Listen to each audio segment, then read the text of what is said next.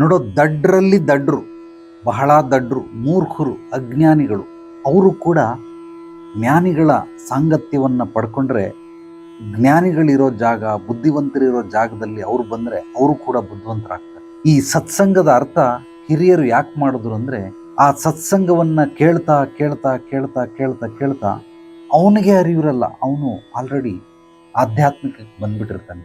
ಅಂದರೆ ಸನ್ಮಾರ್ಗದಲ್ಲಿ ನಡೆಯೋದಕ್ಕೆ ಶುರು ಮಾಡ್ಬಿಟ್ಟಿರ್ತಾನೆ. ಆದ್ದರಿಂದ ನಿನ್ನ ಸಾಂಗತ್ಯ ಏನಿದೆ, ಇದು ಕೇವಲ ದಡ್ಡನ ಮಕ್ಕಳು, ದುಶ್ಚಟಗಳಿರೋರು, ಕಂತ್ರಿಗಳು, ಟೈಮ್ ಪಾಸ್ ಮಾಡುವಂಥವ್ರು, ಇಂಥವ್ರ ಜೊತೆ ಹೆಚ್ಚಾಗಿರೋದ್ರಿಂದ ನೀನು ಹಂಗೆ ಆಗಿದೆಯಾ. ನಿಮ್ಮ ಅಪ್ಪ ಅಮ್ಮ ತಲೆ ಚಚ್ಕೊಳ್ತಾರೆ, ಏನು ಚಚ್ಕೊಂಡ್ರೆ ಏನು ಪ್ರಯೋಜನ? ನಿನಗೆ ನನ್ನಂಥವ್ರು ಯಾರಾದರೂ ಒಂದು 10 ಜನ ಸಿಕ್ಕಿದ್ರೆ ನಿನ್ನ ಬದುಕು ಪಾವನ ಆಗ್ಬಿಡುತ್ತೆ. ಮೊದಲು ನಿನ್ನ ವಾತಾವರಣವನ್ನು ಬದಲು ಮಾಡ್ಕೊ, ನಿನ್ನ ಮನಸ್ಥಿತಿಯನ್ನು ಬದಲು ಮಾಡ್ಕೊ, ನಿನ್ನ ಸ್ನೇಹ ವರ್ಗವನ್ನು ಬದಲು ಮಾಡ್ಕೊ, ಉದ್ಧಾರ ಆಗ್ತೀಯ.